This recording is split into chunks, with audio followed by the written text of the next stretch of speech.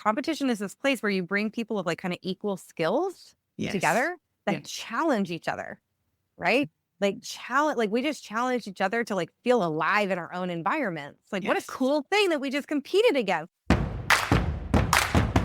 Welcome to the Wild and Finally Fucking Free podcast show. This is a space where truth talking gets real, behind the scenes grit of the future humans is laid bare, and we are celebrating and sharing the real raw stories of change agents, neurosparkly people, the witchy wild women, the deep feelers, the unapologetic sensors, the status quo challengers, and the huge-hearted healers and helpers. And guiding you through this wild ride of entrepreneurship and full heart-led contribution to the world is me, your host, Kylie Patchett, aka KP. I am a proudly neurosparkly, natural-born status quo challenger, and I thrive on helping disruptors, rebels, and revolutionaries find their voices, amplify their message into the world, and harness their raw potential, alchemize it into unleashing your full potency. Not only will I be sharing the behind the scenes of some of the most amazing, most status quo challenging thought leaders, I'll also be lifting the veil behind my own business. In 2024, I 18x'd my monthly income. Still blows my mind to say that. And this year I am leaning into how joyful and fun it would be to shift from 6 figures to 7 figures in a quantum shifting year. All through leading from my full unapologetic voice, my unleashed potency, and with my big, wildly lit up heart leading the way every single step of the way. So together with my guests, I am going to be sharing the mess and the magic, spilling the tea on the identity shifts behind stepping into thought leadership, breaking the ties that bind us, unlearning old patterns, and reweaving brand new ways of living, loving, learning, and leading. We're here to break boundaries, reimagine what's possible, all while collapsing timelines and leading with joy, love, and our fiercest wild woman selves. This is not just a podcast. It is a rebellion. It is a revolution. It is an invitation to join the Mad Hatters collective movement. And by Mad Hatters, I mean all the colourful, creative, gorgeous, world-changing, out-of-the-box humans out there. If you've ever longed to be wild and finally fucking free, this is your sign to lean in. Let's get started.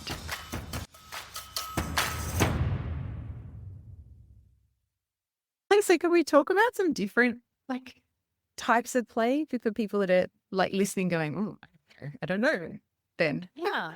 Well, so I was referencing one of the preeminent kind of researchers on play, Dr. Stuart Brown, and he identified 8 play personalities. And so while there's no wrong way to play, right? It's your internal experience. There are some kind of pillars of research that have been done.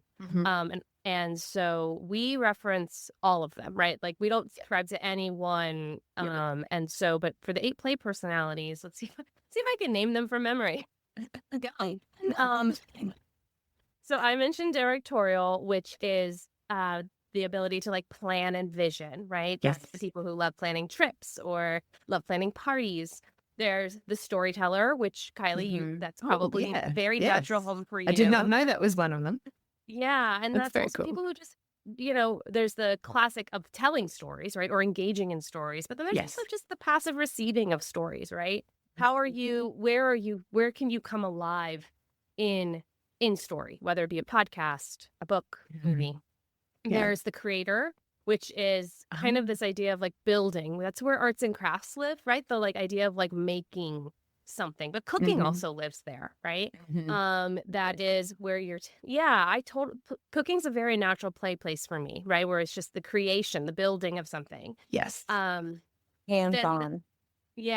Very kinesthetic. Yeah. And then another very natural place for adults is the explorer. And that is the wonder that comes alive by seeing something new, right? So going somewhere new, traveling to new places, are all living in the explorer. And that can be done on a big scale, right? I used to be someone who always had the next trip planned, right? Because I had to have that newness.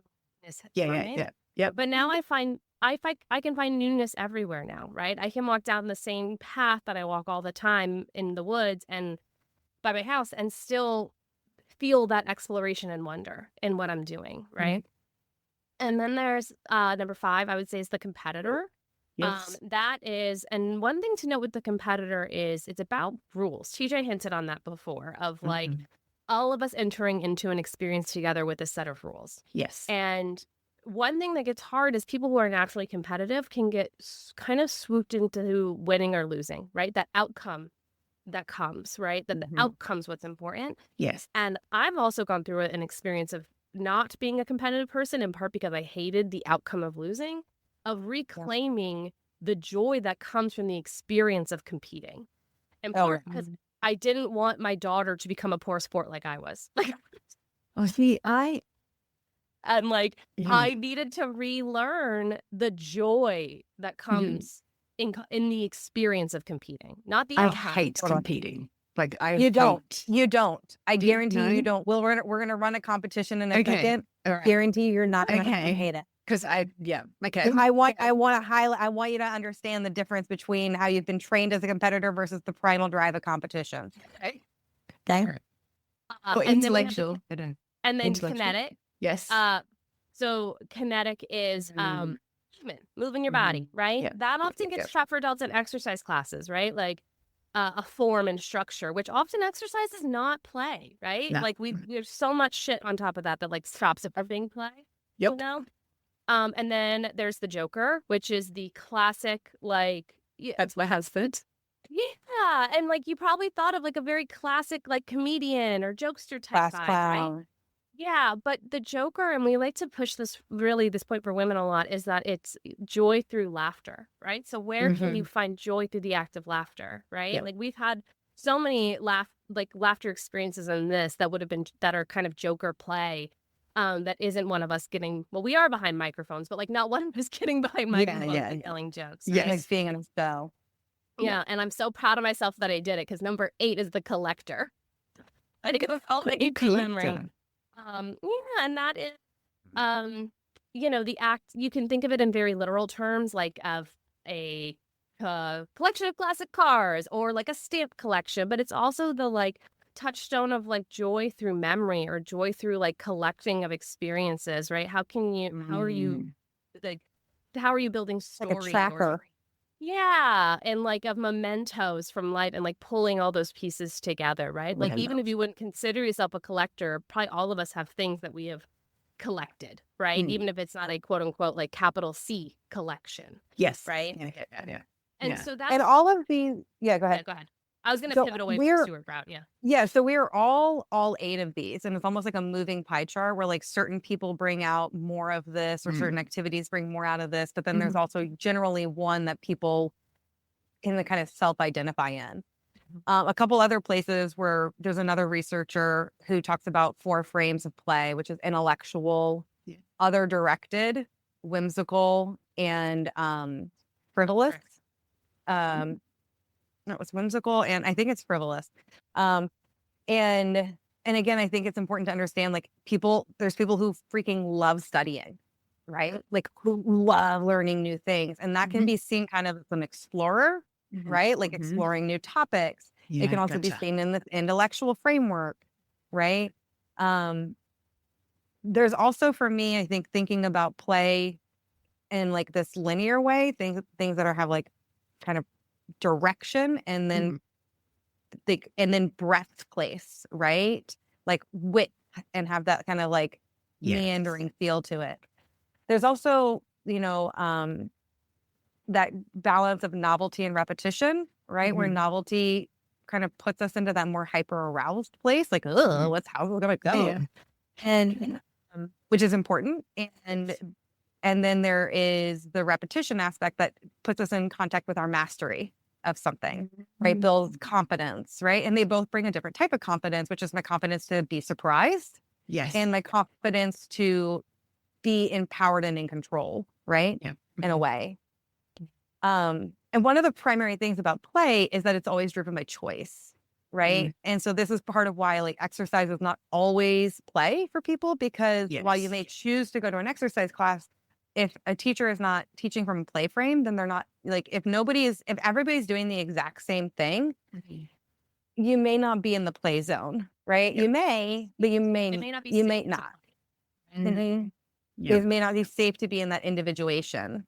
Mhm. So, when we talk about competition, I want to run a little competition for us, right? Because I want you to think, because I want you to understand, like, competition is like not as a winning and losing, but as a like everybody has to play by the same rules, right? Okay. And so listeners, you guys can do this too. Mhm. And I'm going to play one of Bailey's favorite, like one of our favorite little play hunts. So I'm going to put a timer here for 30 seconds Okay. and see how many colors of green can you Ooh. find. All right. I'm in the Ready, right set, space. ready, set, go.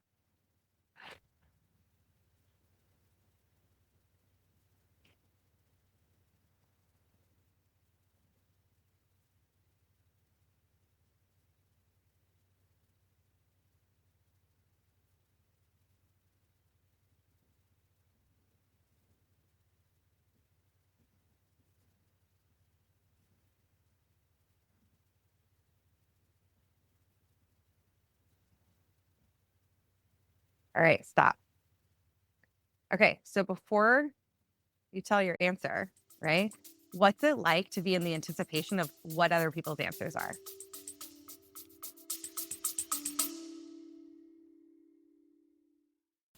Hey, gorgeous. We interrupt this gold for a delicious invitation.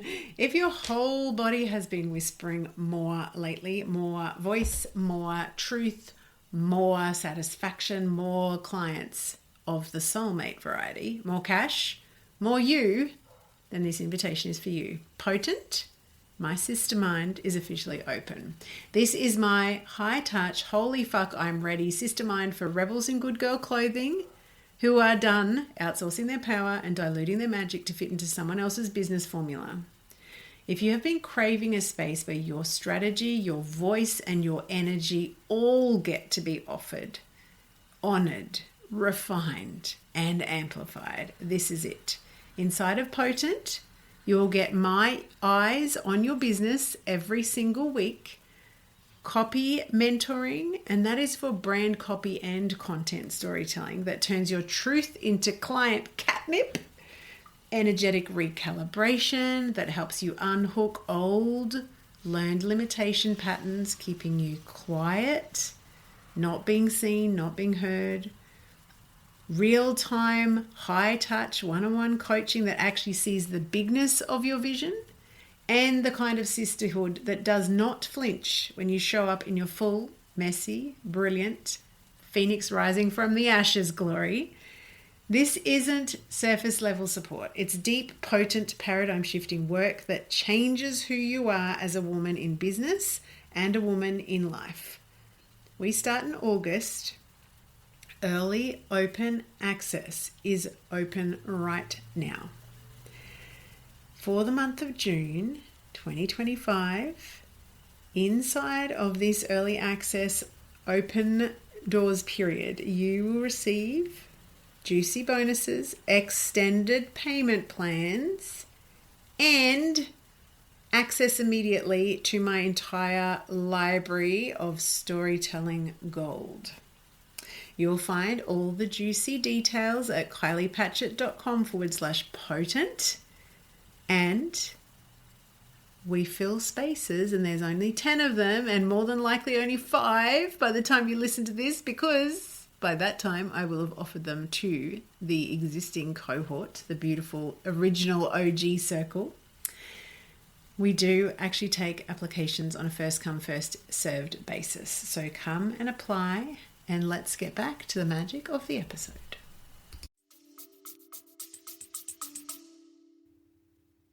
This is so funny for me. I've always put this down to being an only child. I'm deeply uncomfortable competing against other people. I am very happy to compete against myself. No, I feel anticipation in a good way, and also like I hope that I don't win. Right. So that's okay though, right? Like there's again, that plays with like joy and risk. Yeah. Right? Like aliveness and risk, Mhm. right? And so again, like competition is this place where you bring people of like kind of equal skills Yes. together that challenge each other, right? Like we just challenge each other to like feel alive in our own environments. Like what a cool thing that we just competed against. Like, oh my God. Right? It's entering a very confined experience in a commitment of togetherness, of following the same rules, right? And so it's their feeling of like real cohesion and like that occurs in competition that is different than like winning and losing. Results. Right. Yeah. And how did it feel, those 30 seconds to you? How did you? Oh, fun. Like I love doing the thing. It's just that I don't ritual. Oh my God, would you say that it's using your voice? That's a little scary. Yes. That being seen is a little scary. Yes. That like being celebrated might feel a little scary. Yes, definitely. Oh my God. No, you might just get some play edges. Do you know, as we're talking, all I can think about is my younger daughter. Like my daughters are so completely different. Like you couldn't get, like they are literally opposites. And my younger daughter has always been super competitive. She actually once broke my toe trying to get to the toilet quicker than me. That's the competition I don't like. I don't like it when people are like, all for themselves and I'm going to injure you if you get in my way, that type of thing. That's what the edge is like. Yeah. Anyway. Well, think about that. Again, it may not be that you don't like competition, but you may have wounded competitive experiences. That's probably right. So, yeah. Right. Like in that experience, you had different, like we can talk about the power dynamics between you and your daughter, but then also like the rules, right? Like you had rules of like, you know, she's your daughter. You could have shoved her down. You're stronger than her. Like, thrown an elbow. Visible rule. You could have thrown a bow right in her forehead and been done and won, right? But you turned around and done it back. Right, but she's a kid, right? Like, you know, but there's always she may not have. There's some consequences because of the power dynamic, right? Right. Those are all invisible rules swirling in that little game, right? And she literally broke you and gets one of the rules, right? By being too which is harm. Yes. You know? And so then it stops being play, right? Yes. But like as her risk got too high. The risk got too high. And then, you know, that's where it stops being play for you because like it's your job to also steward her through those rules. Yeah. Right. And so there's a lot swirling in that, right? But at the same time, like, you know, it might just be you need to find other paths to competition that like bring out the aliveness without bringing out the like, you know, without stepping on invisible rules, right? Yeah. Or without having it be outcome driven. Yeah. Yeah. Because I think that's one of the things that people actually like, you know, some people really love about competition is that it really takes all of the invisible structures and makes them very visible. Because there is right. So like there is a lot of coherence and like very opting in. Yes. Right. Yeah. Like very much opting in. Right. And again, like we think about like how important sometimes structure is, like the outside of a field, right? Like that helps a game, right? It helps build a frame, right? And so again, this place where like sometimes the sort of structured and rule-based play is really important to cultivating internal play experiences, as well as sometimes the abandonment is super important about creating internal drive again. Yeah. So just so like, you know, people can know, what numbers did you guys get? Who won? Well, I do think it's unfair because I'm sitting in a green room. And I already this is one though. Out. Yeah, it is just one. I got to 17. I got to 25 because I have. Nice. Look at this though. This is my unfair. so good, right? Sorry, look at my shirt. It's like so many different. Right. But that's, again, we talked about the rules, right? Like, what if we had set the parameter of, like, each object, you can only count a certain object of green ones. Like, we could also ruin the play by giving too many rules. Too many rules. Right? Yes. There's not enough freedom. Yeah, not enough freedom, right? Yeah. And, like, it's, you know, if I was playing by that rule, right? Because I also have a pack of multicolored markers, right? If I was also playing by that rule, but I was like, I only counted that object once, like, that disconnect in rules would have ruined the play. Like, could have really. Yeah, like I could have pulled up Google and just done different shades of green and like had 100 color, you know? Right. So again, like when people are so oriented towards winning, it actually doesn't allow for the play dynamic because play is relational, Yeah. right? It's a relational experience. I only got 13. I never win this ever. Also looking out into my garden, which has got 50 different Yeah. plants. Anyway. That's like, like that's one of the things I think is so interesting is like, again, in this place where you run into questions and curiosities, like, does each plant count as a different color green? Yeah. Right? Like when I've played this with people like out in the woods, they're like, well, is earth just one color? I was like, you tell me.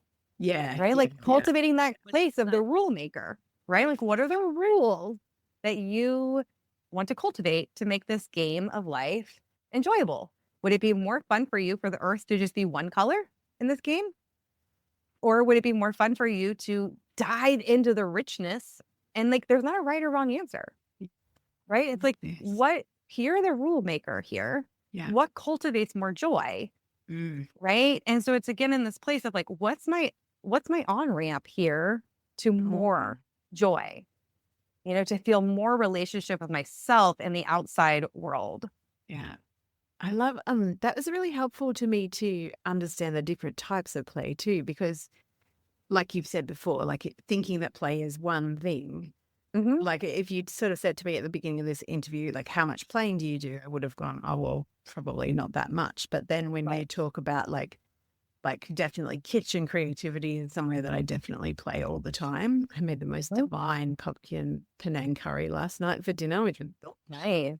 so good. But also I just went to Melbourne, which is one of our capital cities, and I was there for 5 days, and I just was reminded of when I used to travel a lot more and that beginner's mind where everything is new. Like you're figuring out what's the best coffee and where's the, how to get, like I'd never caught trams before. So how to get on the tram and how to, navigate a new system and how to get here and whatever. Like I just love that. It lights so many things up in my brain that are just like, I mean, that's pure joy for me. I'm like, I was literally walking around. I have this like goofy, like, yeah, the wonder, right? You're Yeah. like feeling the wonder of connection to something greater than yourself in exploration play. Yeah. Absolutely. 100%. And I think one of the things is like when we talk about play and it being such a multifaceted experience, there's play that is extraordinary. Like you talked about lighting up a lot of your brain, right?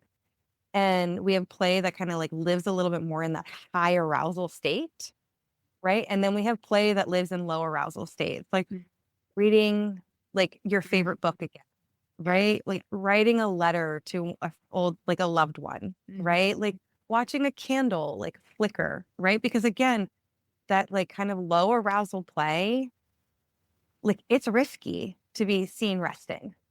Yeah. Risky to be seen in ease, right? To enjoying like the luxury of time, right? Like both hold different types of risks, the risks of feeling alive and the risks of feeling at ease, right? They hold different risks and people, and so again, it's important in your thinking about recultivating play that you're starting where the risks are low because you need your body to be able to metabolize the play experience, right?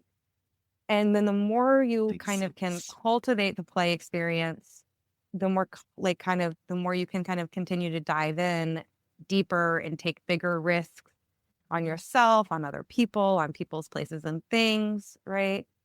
But again, like play has this breadth and it's important to like kind of honor both sides of the spectrum of play. And starting where it feels like interesting. Yeah. Like just a little hard, baby steps. Yeah. And that's where when we talk about mindful play, Kylie, you kind of mentioned things that you enjoy doing, right? That you are in the play state when you do those. When we talk about mindful play, we're really helping people try to get people to bring that intentionality to it, of that connection to self of like, oh, at the end of a long day, I need going into the flow zone of cooking. And that is a practice that I'm going to commit to, or I'm going to try to do every day because it's a cultivation of my joy. Right. And so when you bring that level of intention, not only is it about relearning where those sparks are, relearning where that joy sits, it's about being intentional about it. Right. It's about being intentional risk taking. Yeah. And mindful about where you're going to bring that engagement, right? Bring that joy back into your life on a everyday basis, everywhere. Right.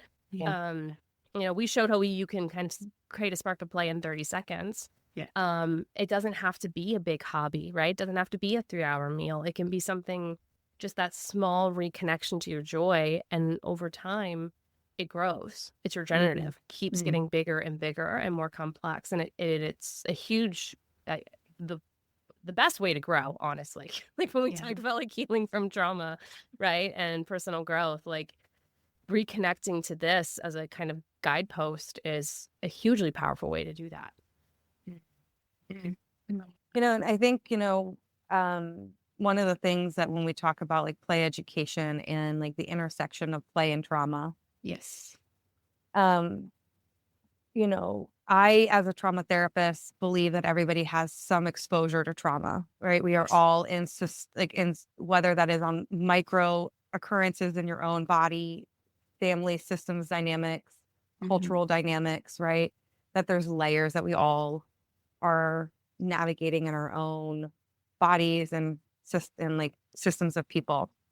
And trauma, when we think about it, how I like to define trauma is that it's too much, too fast on a body to be able to make sense of and metabolize and move through, right? So it's like being served something without your permission that you can't fully digest, right? Like, eat this T-bone steak. Yeah. Right? Feel like, you're like, I don't know what it's like. There's not enough space for self. There's not enough space for digestion. And so you are having to like sort of take it and your system is like trying to figure out how to like spends all the time now shifting in and out of different survival states, right? Like fight and flight, right? Like, or freeze, or what we call dorsal or collapse or fawn, different ways of thinking about that, right? So we have these 3 states of the survival system, but right above fight and flight is actually play in the nervous system. And we don't teach this from an education standpoint. So like right above play is what we call ventral, which is the rest and digest, the social connection state. So play lives in between the social system, like the rest and digest system, and fight or flight, which is why, like, if you think about play on this like dimmer switch, right? Like sometimes it's like that more relaxed experience of feeling closer to the rest and digest, easy social connection, right? And sometimes it's on like towards the other side of the dimmer switch where like it's a little fucking scary. Yeah. Right. And it actually like when you think about being in play, right? Like, I often go back to sports, like being on a sporting field, right? Your hypervigilance is actually turned on a little bit. Yes. Like, where are the players? What's going on? Right. Like you got your eyes out for other people, right? That's a form of hypervigilance, right? And so play is this place where you're actually turning, like you're taking some of the arousal patterns that live in fight or flight, right? Where your eyes are darting, you're focused, right? But you're learning to experience those in a safer body experience. And so it's really important. And again, it is not possible for our bodies to shift out of trauma survival patterns and just into all good. You have to play in order to get to the social connection, because you can't bypass levels. You can't bypass this. And like, I don't understand why, like, I just don't get why I do and I don't, but again, we have this culture that's like wants people to feel good. Yeah. That wants people to feel fixed. That like, and so we bypass we teach fight and flight, and we expect that once we get through fight and flight, it's all good. But a lot of mindfulness actually triggers people to shift back down into people pleasing. Right? Ooh. Like say more about that. Right? Like, so why? Like, so I work with a lot of people who struggle with meditation, right? Because they're just being asked to sit still and be quiet, right? Which and doesn't feel safe. Which doesn't feel safe, and to be alone with your thoughts, which doesn't feel safe if you were a child conditioned into good girl behavior. What is the fucking difference? Between asking somebody who has been conditioned into good girl behavior to sit and do good behavior-based meditation? Oh my God. I feel like we Right? just Like, cut that piece out and that will be your entire interview because right. that's, So like I teach a lot Mm. of people, like when you meditate, can you just, because when you breathe, like your spine, like stillness is not real. Mm. Stillness is not a thing. I hate Step. that we try to Right. teach stillness. It's not a thing because when you breathe, your spine moves like a snake. undulating. Yes. It undulates. Your body is always in undulation. Mhm. Stillness is an absolutely absurd expectation. It is unreachable, an absolutely unreachable and absurd expectation. Yep. So like if you are struggling meditating, just fucking move. Yeah. Just fucking move. Because that will create the stillness that you long for if you just sit in the undulation and you just live Yes. in that like sweet, right? That sweet pacing. And sometimes people have like faster paces that find their stillness. Sometimes again, like it's a slower pace that people find stillness in. Like, I don't fucking know because I'm not in your body. But like throw stillness out the window because it's not a real fucking thing. Yeah. And it does feel like giving just another impossible standard Absolutely. to try to achieve, which is again extractive and very like, this is the right way to do this. We need to fix this by doing this. And it's like, well, it's not binary for starters. And Well, and if again, you from don't this like feel better, it's your fault, right? Yeah. you just need to do it more, keep practicing. Like maybe this isn't the right way to do this for you. Right. But I also think the thing I really struggle with and like the way we have hijacked mindfulness is we teach people stillness and quietness without teaching them advocacy and aliveness. Right. So what is the good of being a yoga master if you're not politically active? Correct. What is the good of being like great at meditation if you aren't using like your calm power to deconstruct systemic oppression? 100%. Right. And so like if you have, you can find a gazillion yoga classes. You can't find one single class that teaches primal screaming. Right? Like you can't do, like if you're only doing one side, you're only doing oppression-based mindfulness. You're only doing oppression-based mindfulness. And like sometimes people are like, why do you hate yoga so much? I don't hate yoga. I hate oppression. I fucking hate oppression. Yeah. Like, It's just another system. Like as I'm hearing you talk, and I think that that's why like my mind really struggles with this whole just get on a yoga mat and play. But as you're talking about the stillness thing, what I have noticed is that almost every time I allow myself just to play, like I always rock myself anyway, which I think is just it's a calming thing for my brain. And I can, I have always been someone who, like, if I'm standing, you'll notice that I'm rocking backwards and forwards. I've got a hammock outside for the same thing. Like that feels good in my body. But just playing on a yoga mat is so often just about breathing and moving like every way that my spine will move, because that's what feels good in my body at the moment. Whereas when I was being a good yoga teacher, following the rules, it was all about sitting your ass down for at least 20 minutes of perfectly still meditation.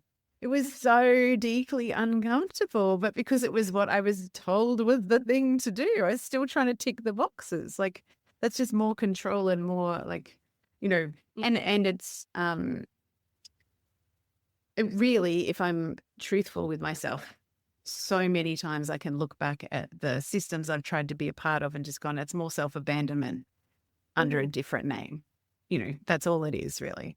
Well, I also want to bring a lens of compassion to that, right? Because like the purpose of our system doing self-abandonment is to find belonging. Right? Like, so I would also like really like offer some love to this part, and that like there was nothing, you weren't doing anything wrong in seeking belonging. Yeah. Right? And trusting a system that told you to trust it. I know, right? That told you there was going to be joy on the other side, right? That like we got you. Yeah. We were trusting leaders and systems that everyone was telling you to trust, right? Yeah, exactly. Again, like going back to that self-monitoring, like at some point your brain and your body and your heart were like, that does not feel right. And they started to find like the right risks out of these patterns. And that is truly what play does. Like at its heart, play is the only path to building new neural pathways, to learning new ways of living, new ways of being, new ways of behaving, new ways of connecting, right? It is the new, right? And so all healing should be anchored in play. Every coach should be trained in play. Every therapist should be trained in play. Every person who is offering service to another that they hope will make that person feel better should be, one, offering work that feels aligned in their own play. Yes. And brings the play forward in their clients.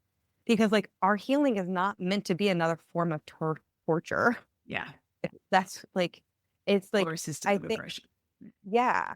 You know, like it's one of my goals that like my clients want to come to the work with me. You know, like, and that's a really important testament is that like not every play date goes well, but like when you're in it and anchored in play, it's fine. They get washed, right? Because like you're in it, you know, you don't win every game. You need to learn that kind of resiliency through play. As you're talking about the neural pathways, that's like, it is the completely opposite idea to this idea that something needs to be fixed. Like that is like, this is flawed. We need to somehow change this. Whereas what the truth of what you're saying is that we're actually growing towards a different way of experiencing the world, or like using that experiencing to create new, ways of being. Which I don't know, overall, as you're talking, like what I am feeling is this sense of like relief in my body. Not like, oh, and this is something else to do. I'm curious, both of you, when like you talk about like you've been in play for 2 years, Bailey, like that, like what does it actually? And I know it kind of sounds like I'm looking for the checkbox, but I'm curious to see like what does it actually look like day to day because I feel like for me, especially like self-care or self-devotion, I don't know, like because I've got a neurosparkly brain as well. Like for me, sometimes like anchoring like habits on top of habits works because, if I brush my teeth, then I may as well whack something else on it. But I've found myself, being quite, it's a transactional thing. It's like, to feel good, I must do this and then this and then this and then this. And it's just like, oh, God, that's just more stuff to do. So I'm interested in the day-to-day reality of being in the play. Yeah. And so I'd say one thing that when reconnecting to that internal self, right, that self-monitoring that feels good, right, is also this reconnection of your own curiosity and kind of like this trusting of your impulses, right? So the play often starts at curiosity, right? It starts at the, ooh, what would it be like if I did that? Yeah, right? And it could be learning something new, or it could be trying a new recipe, right? That intrigue and curiosity play a factor, right? So every day I feel like I am diving into something that gives that kind of path, right? So there's that piece of like allowing my curiosity to be tended in a way where like it's never diminished, right? So much of our time as adults, we're on autopilot. We're doing our routine. We are going to work. We are coming home. Like we are doing the chores. And what could I either stay curious about that I could see in a new way, right? Or even being curious about what would make me enjoy this moment more, right? Bringing that intentionality, right? How could I enjoy folding the laundry more? How could I, the other day when I was folding a mountain of laundry, TJ and I texted each other pictures of our mountains of laundry. What is that about? Like, when does that finish? It doesn't. I'm not talking for that. It's never done, right? And so I created different rules for myself of like, for a while, because it was so big, I had to create multiple rules, because that's the other piece is learning when the play's done, right? I created one where like I couldn't move my feet. I was standing and I had to fold the laundry and like get it to its spot, only like moving my upper torso. But then that got a little blurry, right? I was like, okay, I need something new, right? And so then I started dancing while I was doing it, right? And then and then the third time, because it was that big of a pile of laundry, I needed 3 separate like play engagements to do it. Right. Well, that's not just me. Yeah, sitting and like really trying to stretch out my hamstrings. Because from sitting in a desk for 15 years, my hamstring, or for my whole school as well, my hamstrings are very tight. Yeah. And like then moving into the practice of in my body of like just trying to feel expansion while I was then folding the laundry, right? Yeah. So it's that orientation towards joy. And then I kind of have my pillars of like things that core play, right? That is my joy, right? And then making sure in some way I'm tending to that in some way, whether it be going outside on a walk to hit that exploration play, right? Or trying a new recipe, right? Really giving myself that time and space to be in a recipe as opposed to like cooking for my family, right? Allowing myself to be in it. Yeah. Or I love doing watercolors, right? I love water. I love watercoloring flowers. Like that's just what I love doing. I don't try and like that's what that low sensory, low input type like play. Like I'm never trying to sell my watercolors or monetize them. I'm never trying to do other types of watercolors. I just fucking love watercolor flowers. And so I'll just there and cue them, right? Yeah. And so it's again like a balance of like the curiosity and impulse. It's a balance of like orienting towards joy, right? Every day, what am I doing? Like if I'm in a moment, my joy matters in any moment. That's what we try to like hit people over with. Your joy matters. You deserve You joy. never don't matter. You never don't matter.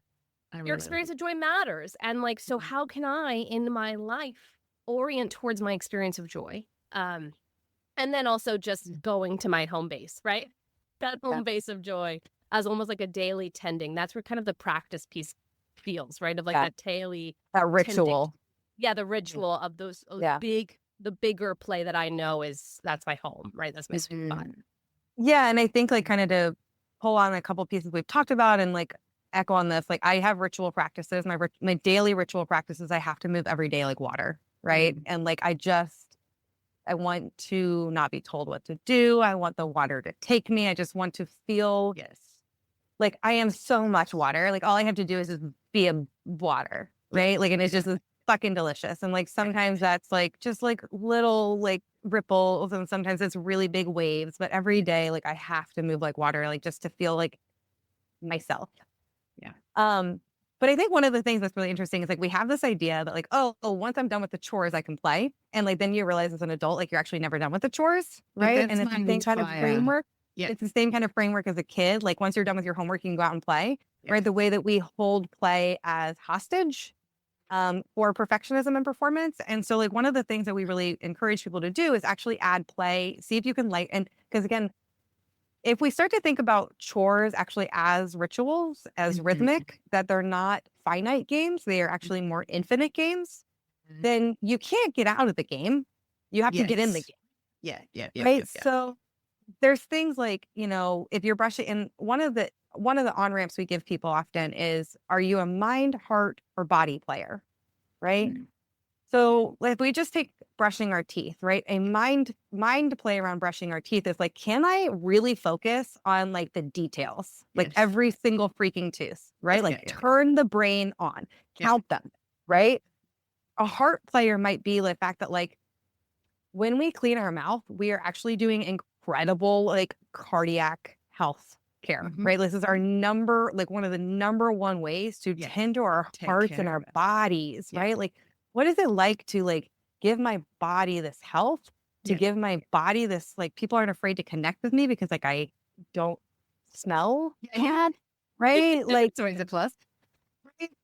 So like there's a heart practice there, right? There's also a body practice. Like, can I wiggle? Like, can I use my body to move my toothbrush? Like, can I be the electric force, right? So again, in the Bailey created lots of games, right?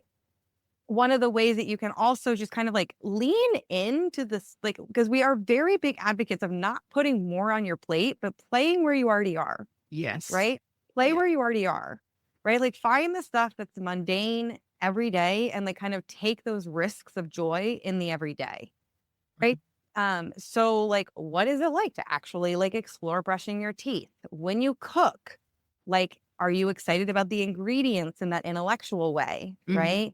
Are you excited about like what it means to cook a meal, right? Yeah. Or do you like love to feel the heat, Yeah. right? Do you want to feel the heat and like the chop, chop, chop, you know, and the salty.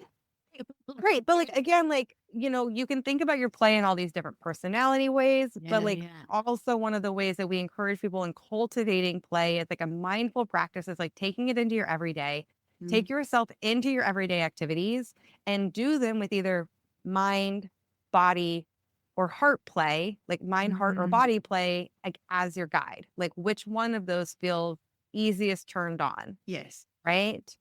And That's so much easier than a list When you're going, to do. yeah, when you're going about your daily life, you're still your brain is still engaged in some capacity all the right? time. Maybe it's disengaged or annoyed or you have apathy, but like your engagement's still there. So how can you change your engagement and move it to a place of intrigue, curiosity, focus in a way that actually creates enjoyment, right? That like will spur that And sometimes that's turning the body up, like turning the attention and the engagement up. And sometimes it's turning it down. Yeah. Right? Like shove your laundry, like, you know, make your laundry into like just activate like not caring as much, right? Like what's the light, like what is the way that I could care the absolute least about this experience? Like, you know, like what is it like to be like Snow White who like just loves laundry, you know? Like I actually am one of those weird people that gets sick out of folding laundry. what side? Probably like honestly, Kylie, that probably goes back to that, you know, the part of you that talked about how much you liked control. Right? Yeah. And again, like these places where we pick up language that somebody has called us, like you're so controlling, but actually like there is a part of your play that loves to be in control. Yeah. Right? That loves to feel the completion of laundry, that loves to feel the finiteness of it. Like you probably, like if I were to guess, like you're somebody who enjoys folding in like a really meticulous way. Right? And this tactile kinetic play. Yeah. And nobody else should do it for me. Yeah, exactly. So that's a part of you like still cultivating kind of directorial play that like you were punished for at other phases in your life as calling it controlling, right? And you're like, who cares? Yeah, exactly. Who cares? I like to be in control of it. Joy Causing any harm? Yeah, about the there's something about the texture of I'm so texture driven. Like, and especially if something's been like in our summer, well, I mean, we always use our line, but you know, in our summer particularly, like there's something about the feel of a towel that's been out in the sun that like Australian sun is so harsh. Yeah, that it's the whole experience, the smell of the laundry and all of those things. And I absolutely delight in an organized linen cupboard. Yeah, right. Like She makes me happy. Beautiful, right? And so I think reclaiming that joy. Yeah. Yeah. You know, and I So think this funny. is what's so important. I'm so glad you're like we're talking about this and like this kind of like closing parts because like again, I don't want our message to land for people as like go do more.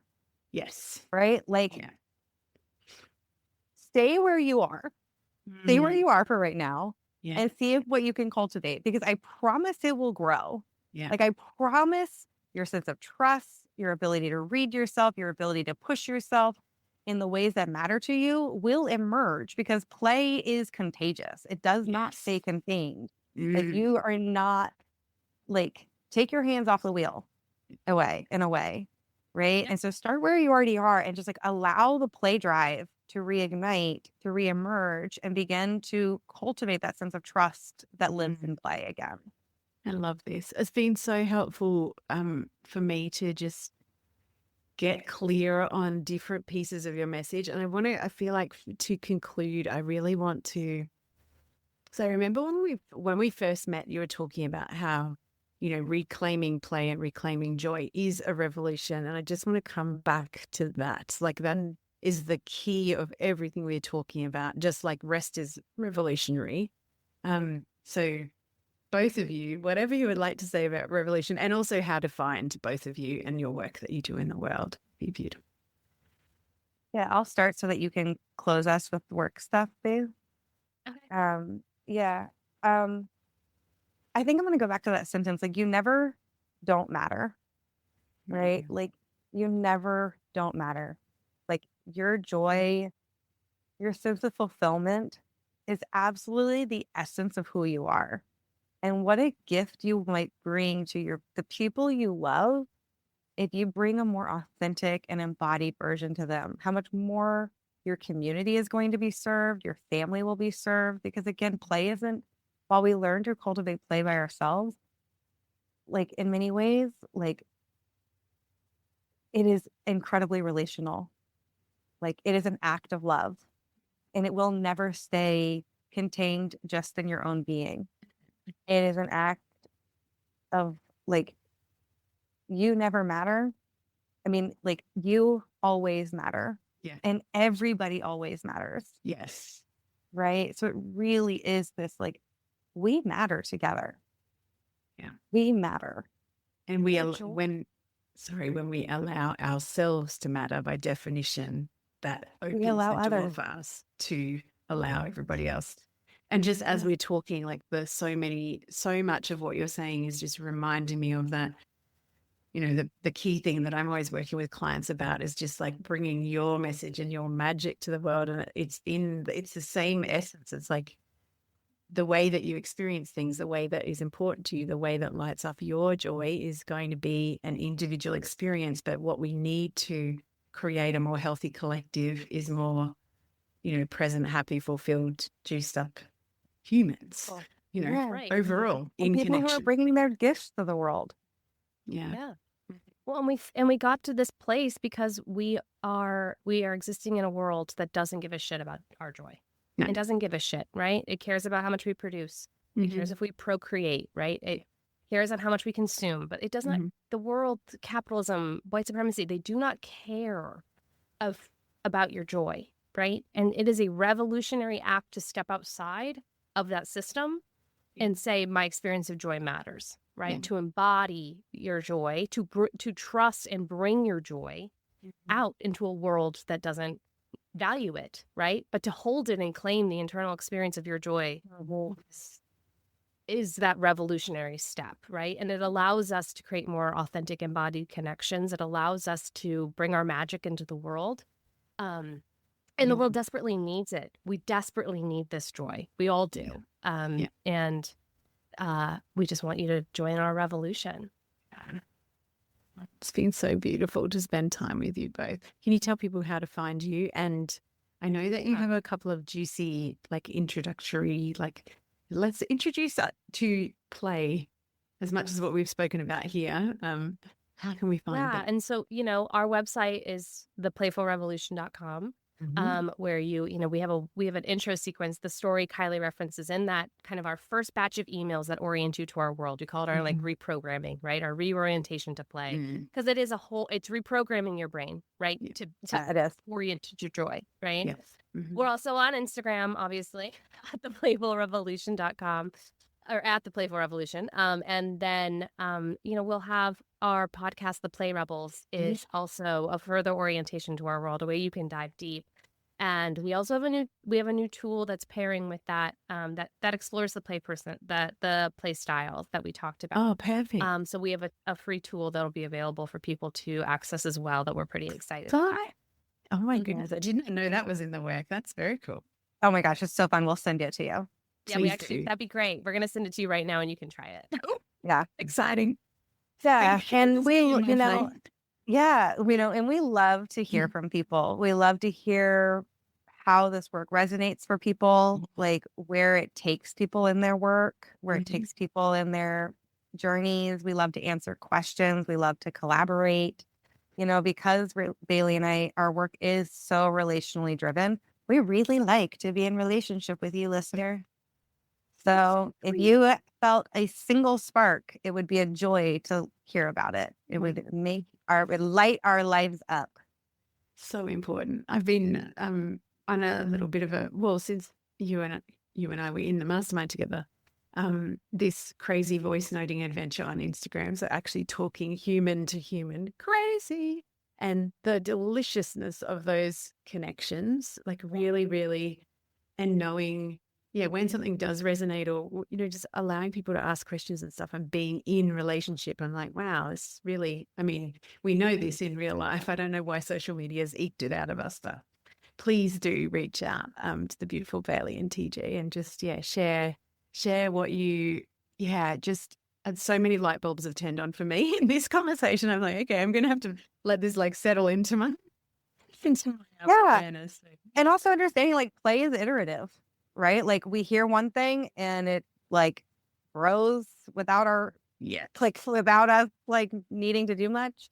So And and this will spark things for you. It will spark things for others. And like when you want another little boop, boop, boop, like when you run into another set of questions, like we want to come back and answer them. yes, well, I'm already thinking. I want to actually, one thing that I'd really love to dive into, and we will have to book another time, is like when you were saying that play lives between like the spectrum that you just talked about in terms of like the heightened and then the rest and digest. I'm like, that makes so much sense to me because I identify as being able to access play more readily in the heightened state, which is where I've lived in fight and flight.